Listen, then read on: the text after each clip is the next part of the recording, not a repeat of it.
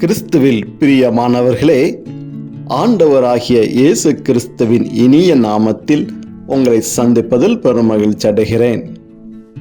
தவக்கால சிந்தனையாக பல்வேறு காரியங்களை நாம் பார்த்திருக்கின்றோம், கேட்டிருக்கின்றோம், தியானித்திருக்கின்றோம். நீங்களும் நானும் பல்வேறு ஒருத்தல்களை நிறைவேற்றி கொண்டிருக்கின்றோம். இருந்த மத்தியிலும் ஆண்டவருடைய பாடுகளும் வேதனைகளும் தான் இன்றளவு நம்மை கிறிஸ்துவ வாழ்வில் வழிநடத்தி வந்து கொண்டிருக்கின்றது. அவர் வாழ்ந்த முறைகளும் அவர் மரணத்திற்கு கையளிக்கப்பட்ட விதங்களும் மீண்டுமாக நமக்காக உயிர்த்தெழுந்து நம்மோடு வாழ்ந்து கொண்டிருக்கின்ற இந்த வரலாற்று நிகழ்வில் நான் எந்த இடத்தில் நான் நின்று கொண்டிருக்கின்றேன்? ஆண்டவர் என்னோடு வாழ்ந்து கொண்டிருக்கின்றார், நான் அவரோடு வாழ்ந்து கொண்டிருக்கின்றேன். ஆனால் என்னுடைய பாவ பலவீனங்கள் ஆண்டவரிடத்தில் நான் குற்றம் உள்ளவனாக நின்று கொண்டிருக்கின்றேன். என்னுடைய வாழ்க்கை முறை ஆண்டவருடைய மத்தியில் நான் குற்றம் உள்ளவனாக நின்று கொண்டிருக்கின்றேன். இப்படியாக நம்மளுடைய பாவ பலவீனங்களுக்காக மனம் வருந்தி இந்த சிறிய காணொளியில் இயேசுவினுடைய பாடுகளை, சிலுவை பாதைகளை நாம் தியானிக்க இருக்கின்றோம். இந்த சின்ன சிலுவை பாதை நம்மளுடைய வாழ்க்கையில் பெரிய ஒரு மாற்றத்தை கொடுக்கும் என்று ஒரு ஆழமான விசுவாசம் என்னுள் இருக்கின்றது. வாருங்கள், சிலுவையை சுமந்தவர்களாக பயணிப்போம். முதல் நிலை, இயேசு மரண தீர்ப்பிடப்படுகிறார். உலகத்தை படைத்த இறைவனுக்கு உலகம் கொடுக்கின்ற பரிசு குற்றவாளி என்று, அது மட்டும் அல்லாமல் மக்களால் வசைபாடப்பட்டு பிலாத்துவின் கையில் ஒப்படைக்கப்பட்டு அவனை சிலுவையில் அறையுங்கள், மரண தீர்ப்பிடுங்கள் என்று உலக மக்களால் சுமத்தப்படுகின்ற அந்த சிலுவை, பிலாத்துவுக்கு தெரியும் இவன் குற்றமற்றவன் என்று. ஆனால் ஒரு தனிப்பட்ட மனிதனால் அதை நிறைவேற்ற முடியாத நிலையில் உலக மக்களின் குரலுக்கு அவன் செவி சாய்த்து மரண தீர்ப்பிடுகின்றான். நீங்களும் நானும் பல்வேறு சூழ்நிலைகளில் இப்படியாகத்தான் வாழ்ந்து கொண்டிருக்கின்றோம். எது உண்மை, எது பொய் என்று தெரியும்.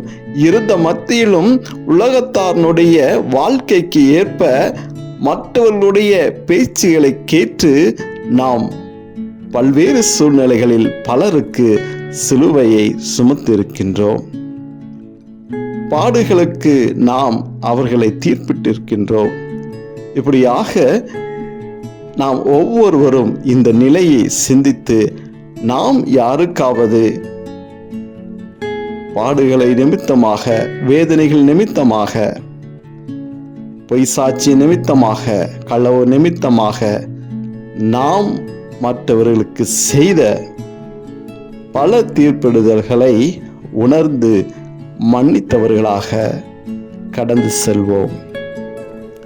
இரண்டாம் நிலை, இயேசுவின் மீது சிலுவை சுமத்துகிறார்கள். என்னை பின் செல்ல விரும்புகிறவன் தன்னலம் துறந்து தன் சிலுவையை சுமந்து கொண்டு என்னை பின்தொடரட்டும் என்றார். நீங்களும் நானும் பல்வேறு நிலைகளில் வாழ்ந்த வாழ்க்கை முறை, பல்வேறு சூழ்நிலைகளில் மற்றவர்கள் மீது சுமத்திய சிலுவை, உங்களாலும் என்னாலும் ஒரு சிலுவையை சுமப்பதற்கு எவ்வளவு கடினம் என்பதை உணர்ந்திருக்கின்றோம், கற்பனை செய்து பார்த்திருக்கின்றோம். அப்படியான சிலுவைகளை நாம் சுமப்பது எவ்வளவு கடினம் என்பதை விட நாம் மற்றவர்கள் மீது சுமத்துகின்ற சிலுவை அதனை காட்டிலும் அது கடினமாக இருக்கும்.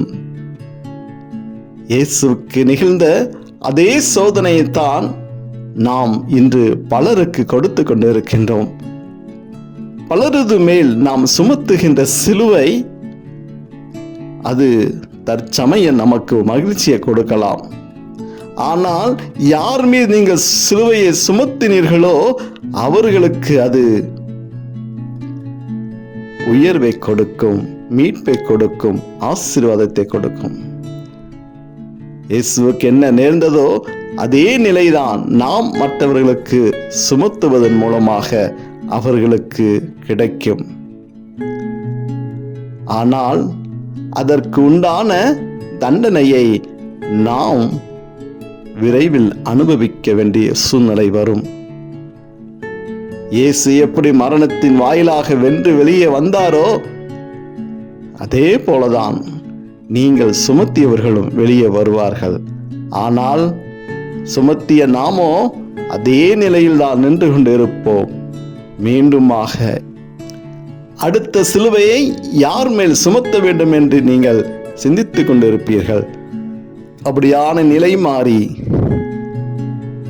செய்த தவறுகளுக்கு நாம் மன்னிப்பு கேட்டு சிலுவை சுமத்தாதவர்களாக அடுத்த நிலைக்கு கடந்து செல்வோம். மூன்றாம் நிலை, இயேசு முதல் முறை கீழே விழுகிறார்.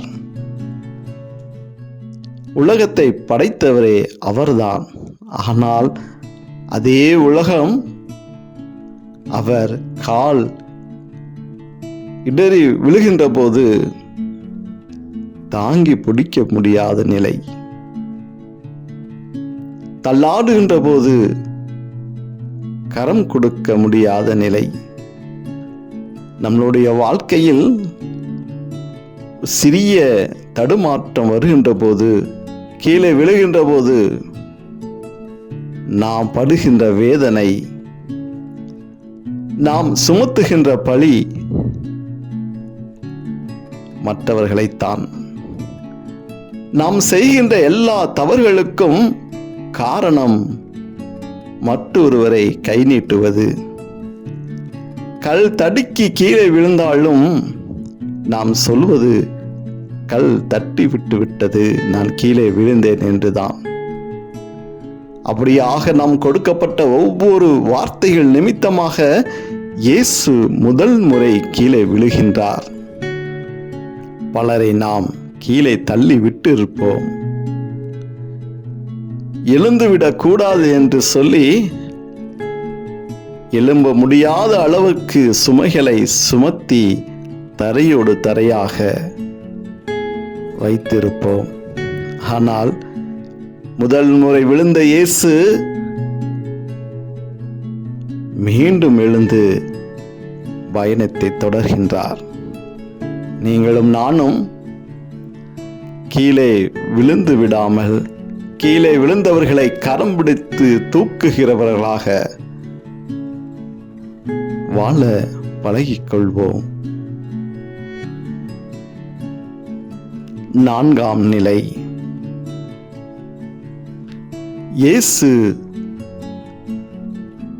தம் தாய் மரியாளை சந்திக்கின்றார். தன் தாய்க்கு தெரியும், என் பிள்ளை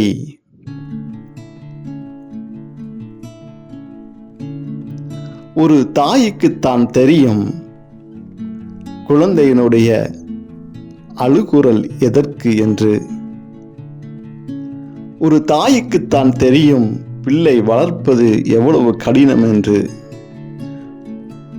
தாய்க்குத்தான் தெரியும் தன் பிள்ளை எவ்வாறாக வர வேண்டும் என்று சொல்லி. பல கனவுகளோடு காத்திருக்கின்ற சூழ்நிலையில் தான் பெற்ற மகன் கண்ணீரோடும் இரத்தங்களோடும் தடுமாறி தள்ளாடி தூக்க முடியாத பாரத்தில் சிலுவையை சுமந்தவராக வருவதைக் கண்டு அந்த தாயினுடைய மன துயரம் எப்படியாக இருந்திருக்கும்? அன்பார்ந்தவர்களே, உங்களுடைய பிள்ளைகளை நீங்கள் எவ்வாறு வர வேண்டும் என்று பார்க்கின்றீர்களோ, எவ்வாறு வளர வேண்டும் என்று நினைக்கின்றீர்களோ, அதே பாசம்தான் அந்த மரியாவுக்கும் இருந்திருக்கும். நீங்களும் நானும் கொடுத்த அந்த சிலுவை துயரம், அவமான பேச்சுகள், நிந்தைகள், சாட்டை அடிகள் அந்த தாயினுடைய உள்ளத்தில் எவ்வளவு காயங்களை ஏற்படுத்தியிருக்கின்றோம். அந்த தாயினுடைய உள்ளத்தில் எவ்வளவு வேதனையை கொடுத்திருக்கும், சிந்திப்போம். 5ஆம் நிலை, இயேசுவின் சிலுவையை சுமக்க சீமோன் உதவுகின்றார். இயேசுவே, அன்று நான் வாழ்ந்திருந்தால் கண்டிப்பாக நான் உமக்கு உதவி இருப்பேன். இது வரலாறு நிகழ்வாயிற்றே, என்னால் சுமக்க இயலவில்லையே என்று சிந்தித்துக் கொண்டிருக்கின்றீர்களா? இயேசு படுகின்ற பாடு அநேகர் மத்தியிலும் வேடிக்கையாகத்தான் இருந்தது. அதன் மத்தியிலும் சீமோன் உதவ முன் வருகின்றார். இன்றும் அதே நிலைதான் பலரது குடும்பங்களிலும், பலரது வாழ்க்கைகளிலும். பலரது வாழ்க்கை நம்மை வேதனைக்கு உள்ளாக்கி கொண்டிருக்கின்றது. நம் கண்களுக்கு முன்பாக அவர்கள் வாழ்கின்ற வாழ்க்கை நம்மை துயரத்தில் ஆழ்த்துகின்றது. ஆனால் நாம் பார்த்து கேட்டும் கடந்து சென்று கொண்டிருக்கின்றோம். அவர்களுக்கு உதவ வேண்டும் என்ற ஒரு நல்ல உள்ளம் நம்மிடத்தில் வராமல் இருந்து கொண்டிருக்கின்றது. பயணப்படுகின்ற போது பயணத்தில் இடையில் எத்தனையோ விதமான காட்சிகளை நாம் பார்த்திருக்கின்றோம், விபத்துகளை பார்த்திருக்கின்றோம். ஆனால் என் பயணம் எனக்கு பெரியது என்று சொல்லி கடந்து சென்று கொண்டிருக்கின்றோம். அந்த இடங்களில் அவர்களை பார்க்க வேண்டும், உதவ வேண்டும் என்ற சிந்தனை நம்முள் இழப்படவில்லை. இப்படியாக நாம் வாழ்ந்து கொண்டும் இப்படியாக நம் வாழ்க்கையை நாம் வாழ்ந்து கொண்டு இருந்தோம் என்றால், இயேசு நமக்காக, நம் பாவங்களுக்காக அவர் மரணத்திற்கு உள்ளாக வேண்டிய அவசியம் இல்லை. நாம் செய்த தவறுகளும் நம் வழிமாறிய வாழ்க்கையும் தான் அவரை தியாகத்திற்கு அழைத்து சென்றது. என் மகனே, மகளே, இப்படியுமாக என் வாழ்க்கை வரலாற்றை நீ கேட்டும் பார்த்தும் இன்னும் நீ மனமாறவில்லையே, உதவிக்கரம் நீட்டவில்லையே. இனியாவது மனம் மாறுவாயா என்று இயேசு நம்மை பார்த்து கேட்கின்றார். 6ஆம் நிலை, இயேசுவின் திருமுகத்தை தொடக்கிறார். இதோ என் பயணம்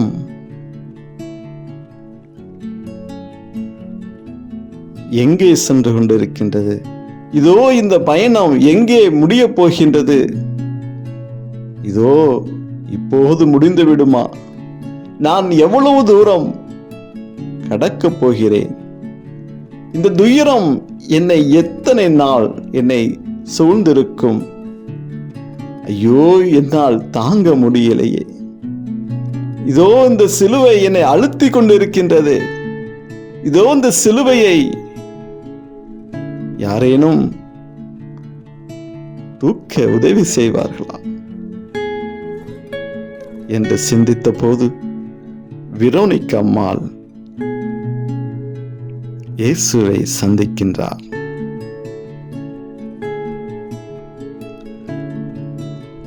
இரத்தமும் நீரும் வழிந்து கொண்டிருக்கின்ற அந்த முகத்தை துடைக்க பெண் ஒருவர் முன் வருகின்றார். இதோ அந்த சிலுவை சுமந்து கொண்டு வந்த மகன், ஒரு தாய் இடர்படுகின்ற போது எவ்வளவு மகிழ்ந்திருப்பார். தன் பெற்ற தாயை போல் வெரோனிகா அம்மாளை பார்த்திருப்பார். ஏனென்றால் எனக்கு ஆறுதல் தருவதற்கு, என்னை பார்ப்பதற்கு, என் அருகில் வருவதற்கு என் தாயைப் போல் ஒருவர் என்னோடு இருக்கின்றார். என் துயரத்தில் பங்கு பெற ஒருவர் இருக்கின்றாளே என்று மகிழ்ச்சி அடைந்திருப்பார் அந்த தருணத்தில். அன்பார்ந்தவர்களே, நம்மளுடைய வாழ்க்கையிலும் நாம் பிறரது துன்பத்தில் உதவிக்கரம் நீட்டியிருக்கின்றோமா? பிறரது கண்ணீரை துடைத்து விட்டிருக்கின்றோமா? பிறருக்கு உதவாவிடினும் பிறர் கண்ணிலிருந்து வருகின்ற கண்ணீருக்கு நாம் காரணமற்றவர்களாக இருந்தால் மட்டும் போதுமானதாக இருக்கின்றது. பலரது கண்ணீருக்கு நீங்களும் நானும் காரணமாகி விடாமல் இருந்தாலே இந்த 6வது நிலை நம்மை நல்வழிப்படுத்தும். உங்களுடைய வாழ்க்கையிலும் இப்படியாக புனிக்க அம்மாளை போல் நாமும் மனமாற வேண்டும் என்று சொல்லி தியானித்து அடுத்த நிலைக்கு கடந்து செல்வோம். 7ஆம் நிலை. இயேசு 2ஆம் முறை கீழே விழுகின்றார். தந்தை எனக்கு கொடுத்த துன்ப கிண்ணத்தில் நான் குடிக்காதிருப்பேனோ? என் தந்தையின் விருப்பத்தை நிறைவேற்றவே நான் உலகிற்கு வந்தேன் என்ற சிந்தனையோடு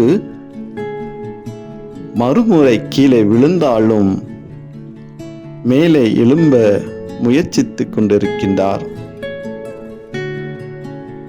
மேலே எழும்ப முயற்சிக்கின்றார். ஆனால் தட்டி தடுமாறி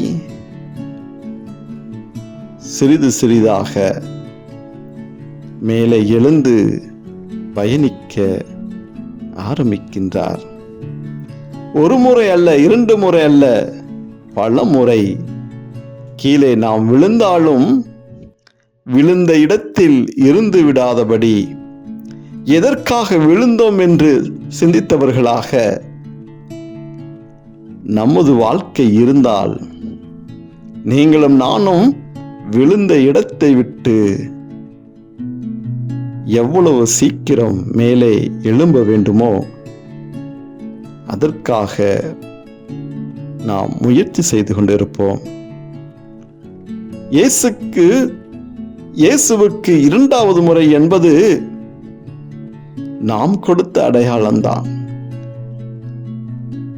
ஆனால் எப்போது அவர் பிலாத்துவின் இடத்தில் கையளிக்கப்பட்டாரோ அப்போதே அவர் விழுந்து விட்டார். ஏனென்றால் நீங்களும் நானும் அவரை விழ வைத்து விட்டோம். கள்வர்கள் மத்தியில் என்னுடைய பாவ நிலைதான் ஆண்டவரை 2ஆம் முறையும் கீழே விழ வைத்திருக்கின்றது. இப்போ கூட யாரும் போய் அவரை காப்பாற்ற முடியவில்லை, உதவிக்கரம் நீட்டவில்லை, தடுத்து நிறுத்தவில்லை.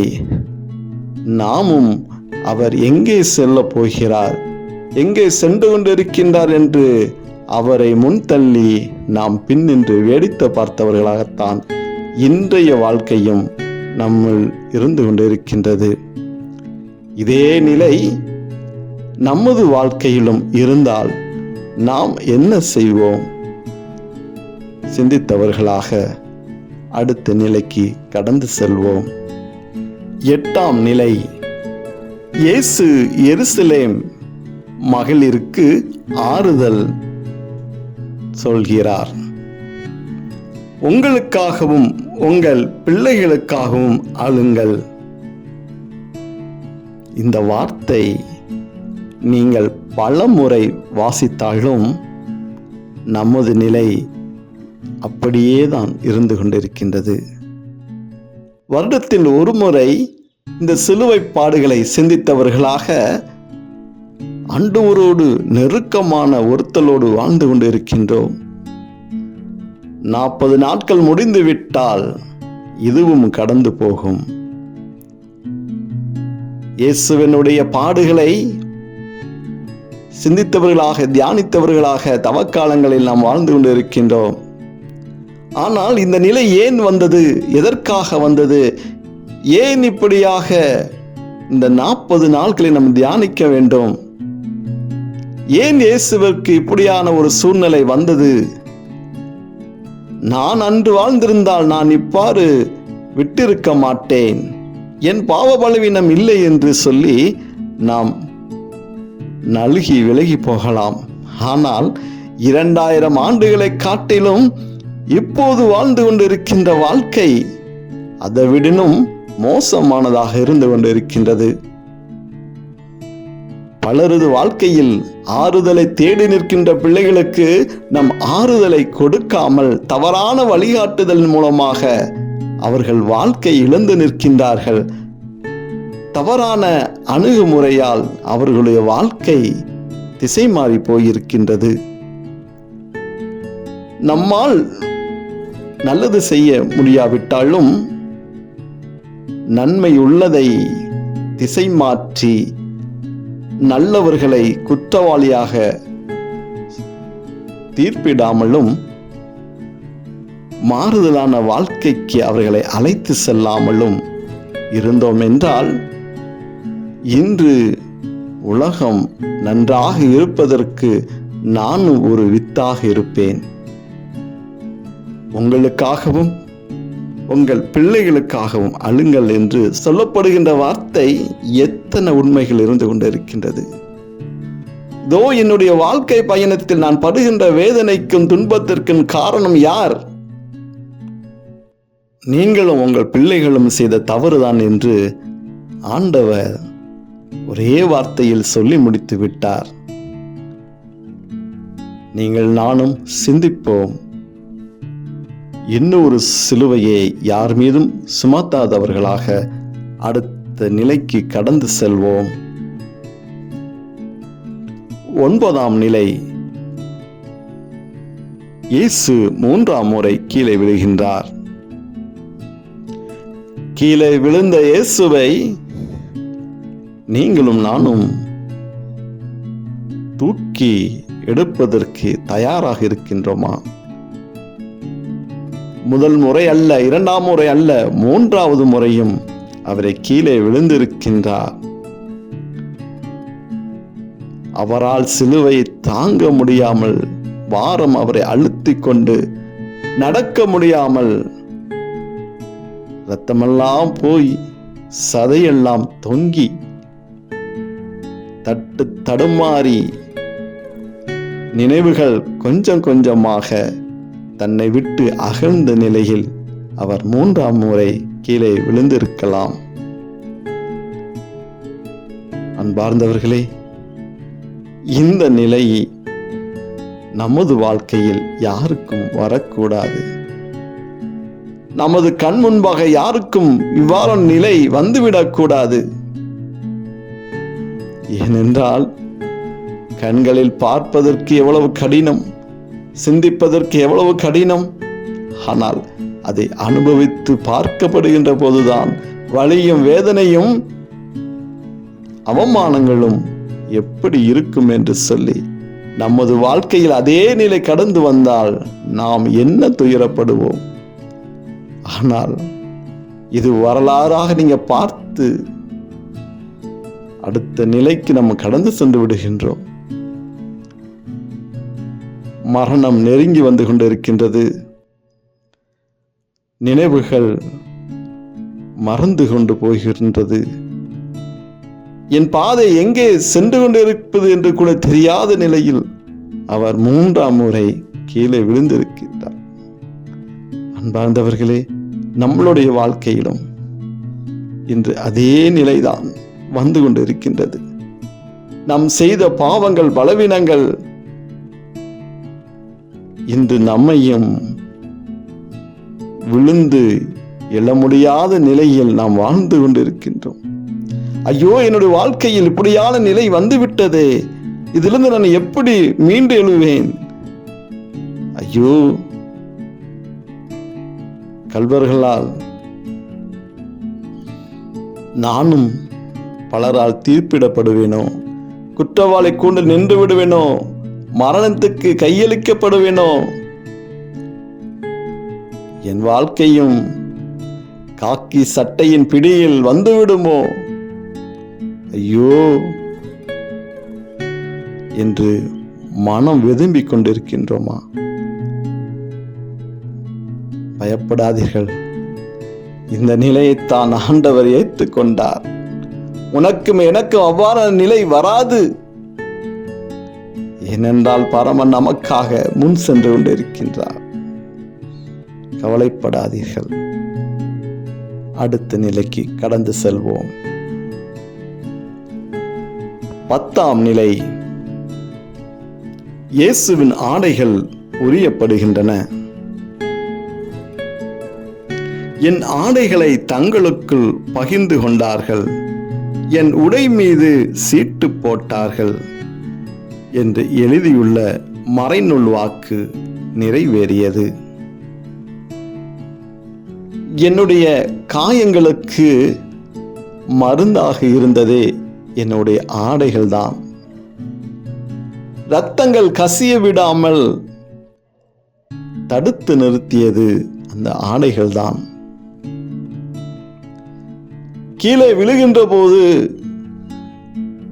காயங்கள் படாமல் பாதுகாத்தது என்னுடைய ஆடைகள்தான். எத்தனையோ அவமானங்கள் வந்த போதும் பெரிய அவமானத்தில் இருந்து என்னை மறைத்ததும் என்னுடைய ஆடைகள்தான். இதோ இப்போது அந்த ஆடைகளையும் கலற்றி விடுகின்றார்கள். என்னுடைய முழு அவமான நிலையும் இப்போது உலகம் பார்க்க போகிறது. என் இரத்தங்கள் கீழே நிலத்தில் சொட்டப் போகின்றது. நான் நடந்து சென்ற பாதைகள் எல்லாம் ஆங்காங்கே இரத்த துளிகள். யாருக்காக, எதற்காக? சிந்திப்போம்.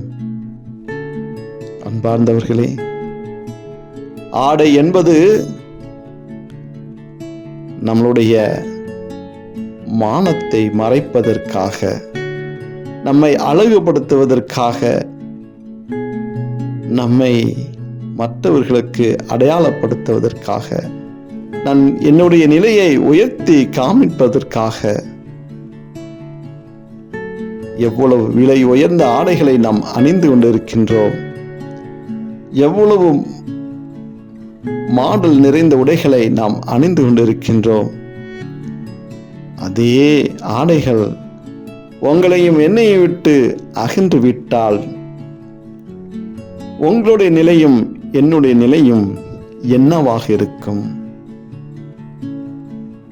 சிந்திப்போம், பயணிப்போம். 11ஆம் நிலை, இயேசுவை சிலுவையில் அறைகின்றார்கள். ஏதோ சுவற்றில் ஆணி அடிப்பதைப் போல் நாம் 11வது நிலையை வாசிக்கின்றோம். இயேசுவை சிலுவையில் அறைகின்றார்கள் என்று. ஆனால் உங்களையும் என்னையும் கட்டி வைத்து கை விரலில் ஒரு ஊசியை குத்தினால் எவ்வளவு பாடுகளும் வேதனைகளும் நமக்கு இருக்கும். அதை நினையாமல் மனிதன் இயேசுவுக்கு கரங்களில் ஆணியை அறைய முற்படுகின்றான். மனிதனாக வாழ்ந்து கொண்டிருக்கின்ற இயேசுவிற்கு அந்த நிலை என்றால், குற்றத்தோடும் பகையோடும் பாவத்தோடு வாழ்ந்து கொண்டிருக்கின்ற உங்களுக்கும் எனக்கும் கிடைக்கக்கூடிய பரிசு என்னவாக இருக்கும்? சிலுவையில் உயிரோடு மரத்தோடு ஆணிகள் பதிக்கப்படுகின்ற போது அவர் எவ்வளவு கண்ணீரோடும் வலியோடும் வேதனையோடும் சத்தத்தோடும் ஆண்டவரை கேள்வி கேட்டிருக்க வேண்டும். ஏன் ஆண்டவரே எனக்கு இப்படி நிலை என்று அவர் கேட்டிருக்க வேண்டும். ஆனால் அப்போது மௌனமாகத்தான் இருந்தார். ஏனென்றால் உலக மக்கள் என்னை பார்த்து கொண்டு இருக்கின்றார்கள். நான் அவர்களை மீட்க வந்தேன். நான் அவர்களுக்கு ஒரு அடையாளம். அன்பார்ந்தவர்களே, எத்தனையோ பாடுகள் வேதனைகள் வந்தாலும் நாம் கதறாமல் ஏற்றுக்கொண்டு சிலுவையை பின்பற்ற முயல்கின்ற போது எவ்வளோ பெரிய வேதனைகளும் சோதனைகள் வந்தாலும் அது சிலுவையின் மீட்பாக மாறிவிடும். இயேசுவை சிந்திப்போம், பாடுகளை சிந்திப்போம்.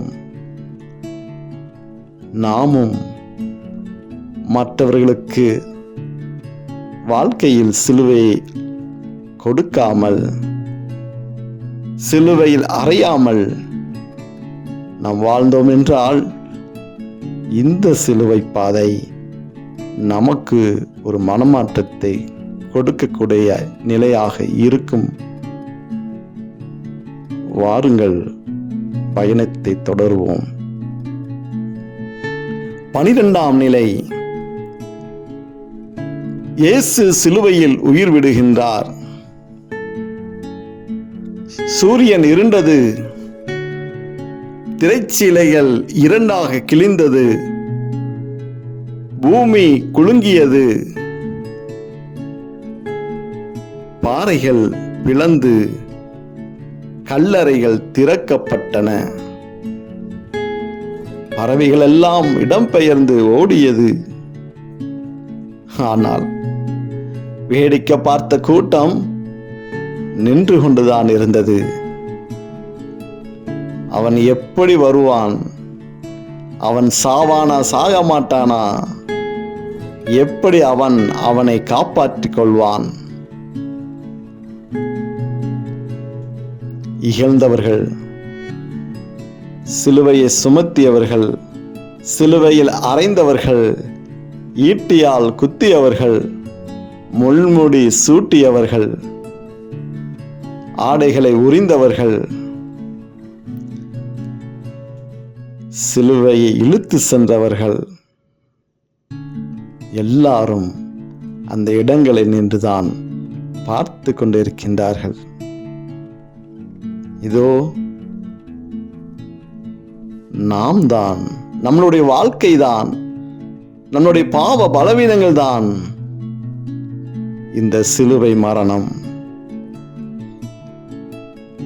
அன்பார்ந்தவர்களே, நம்மளுடைய வாழ்க்கை முறை மற்றவர்களுக்கு மரணத்தை கொடுத்திருந்தால், மரணத்திற்கு கையளிக்கப்பட்டிருந்தால், மற்றவருடைய மரணத்திற்கு நான் காரணமாக இருந்தால், இதோ ஓடி சென்று பலிபீடத்தில் முன்பாக அமர்ந்து மண்டியிட்டு மனஸ்தாபப்படுங்கள், மன்னிப்பு கேளுங்கள். ஐயோ ஆண்டவரே, நான் இப்படியாக சுமத்தியது, நான் மற்றவர்களுக்கு கொடுத்த மரணம், ஐயோ என்னை மன்னிங்க ஆண்டவரே, என்னை மன்னிங்க ஆண்டவரே. சொல்ல முடியுமா உங்களால்? என்னாலும் மன்னிப்பு கேட்க முடியுமா? கையளிக்கப்பட்ட சாவை திரும்ப பெற முடியுமா? மறைந்தது மறைந்ததுதான், போனது போனதுதான், இழந்தது இழந்ததுதான். ஆனால் ஆண்டவர் மீண்டுமாக வர காத்து கொண்டிருக்கின்றார். வாருங்கள். 13ஆம் நிலை. இயேசுவின் உடல் மரியன்னை மடியில் கிடத்தப்படுகிறது. குழந்தை பிறந்து தாயிடம் காமிக்கப்படுகின்ற போது தாய் எவ்வளவோ வேதனைகளை சற்று முன்பு அனுபவித்திருந்தாலும் அந்த குழந்தை முகத்தை பார்க்கப்படுகின்ற போது அவள் படுகின்ற மகிழ்ச்சி அந்த பிரசவ வலியை விட குழந்தையை பார்க்கப்படுகின்ற போது வருகின்ற மகிழ்ச்சி அனைத்து வேதனைகளையும் மாற்றி விடுகின்றது. இதோ இத்தனை ஆண்டுகளாக பெற்று வளர்த்து இதோ உயிரில்லாமல் மடியில் கிடத்தி ஐயோ மகனே என்றெல்லாம் ஒரு தாய் கதறி அழுது பேசுகின்ற அந்த வார்த்தையானது இதோ நம்முடைய கண்களுக்கு முன்பாக செவிகளை விழுகின்ற போது எவ்வளவு துயரங்களை நாம் சந்திப்போம். சிந்தித்து பாருங்கள். இந்த நிலை எந்த தாய்க்கும் வரக்கூடாது. மனம் திரும்புங்கள். வாழ்வாக வாழ அடுத்த நிலைக்கு கடந்து செல்வோம். 14ஆம் நிலை, இயேசு கல்லறையில் அடக்கம் செய்யப்படுகின்றார். கிறிஸ்துவில் பிரியமானவர்களே, இந்த சிலுவை பாதையில் கடந்து வந்திருக்கின்ற நாம் கடைசி நிலையில் கடந்து வந்திருக்கின்றோம். இந்த நிலையில்தான் ஆண்டவருடைய உடலை அடக்கம் செய்வதற்காக கல்லறைக்கு சென்று கொண்டிருக்கின்றோம். இதோ ஒரு மீட்பு ஒரு கல்லறைக்குள் அடக்கம் செய்யப்படுகின்றது. இதோ இரட்சணியம் கல்லறைக்குள் சென்று கொண்டிருக்கின்றது. சிந்தியுங்கள். நாம் கொடுத்த பாவ பலவீனங்களை இந்த வேளையில் நாமும் ஒரு கல்லறைக்குள் அடக்கம் செய்வோம். நாம் வாழ்ந்த வாழ்க்கை முறைகள் எதெல்லாம் பாவத்திற்கு வழியாக இருந்ததோ, காரணமாக இருந்ததோ, அனைத்தையும் ஒரு கல்லறைக்குள் பூட்டி வைக்க முயல்வோமா? வரக்கூடிய நாட்களில் இப்படியான தவறுகளை செய்ய மாட்டேன் என்று சொல்லி இந்த தவக்காலத்தில் ஒரு முடிவெடுத்து இயேசுவினுடைய நிலைகளை சிந்தித்தவர்களாக நமது பாவ பலவீனங்களை எல்லாத்தையும் இந்த கல்லறைக்குள் வைத்து அடக்கம் செய்து புதிய மனிதனாக வாழ முற்படுவோம். இந்த சிலுவை பாதை ஒரு மனமாற்றத்தின் பாதையாக இருக்க ஆண்டவர்தாம் இயேசு கிறிஸ்து உங்களுக்கும் எனக்கும் சமாதானத்தை கொடுக்க வேண்டுமாய் இயேசுவின் நாமத்தில் ஜெபிக்கின்றோம். நல்ல பிதாவே, ஆமென்.